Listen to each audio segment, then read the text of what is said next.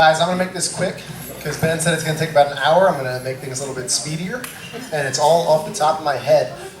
This woman is in my 5:30 class mainly, sometimes 9:30, and a lot of times in the PM. She stands out for going fire breather with the weights, and she has recently been tremendously improving her gymnastics. But the most standout-ish movement of hers, that's a word now, is her rowing. So for CrossFit Sayreville's most aggressive rower, Kerri K.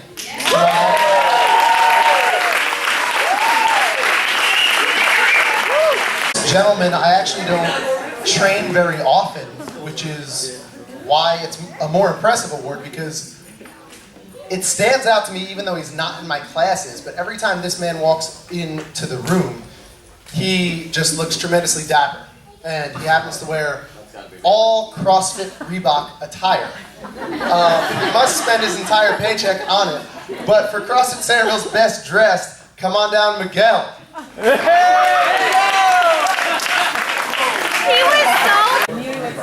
For the handful in here who've done the weekend seminar to receive their CrossFit Level 1 certification, there's about a page devoted to a certain issue that comes about in CrossFit, and it's called rhabdomyosis, I believe. And it's where you train a certain muscle way too much, like it's overboard, that some of it actually ends up in your bloodstream, and it's very dangerous and serious. And well, anyway, there's an athlete who over the past year became extraordinarily strong, and I thought he could take more than he could. And I told him to do about 160 GHD sit-ups in a workout.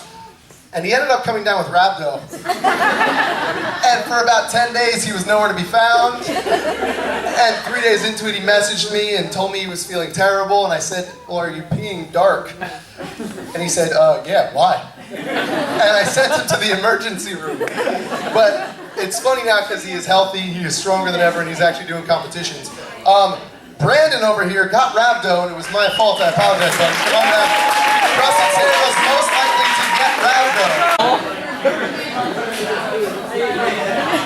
This is one of the good ones. This award goes to a very confused individual. It is a female that I have the pleasure to coach, and I'm happy to have her in my class. And she's really passionate about two separate things. She's really passionate about competing in CrossFit, and she's really, really passionate about going out on Friday, Saturday, and Sunday and getting class. This athlete has had a discussion with me about how much water she should drink the day before a competition, as if it would improve her fitness. I told this athlete, if you want to perform your best on a Saturday, and you think that drinking water on a Friday is going to help you, then you should drink water every day and perform your best every day and feel good all the time. But she still chooses to have a diet mainly of alcohol. This athlete stands out because of her tremendous potential in CrossFit and in competing. And I try and direct her constantly away from the weekend extravaganzas and towards more of a RX'd CrossFit competitive lifestyle. Because she's got it in her. She's just fighting between two separate paths. But most likely to ask for your advice and ignore it is Lauren.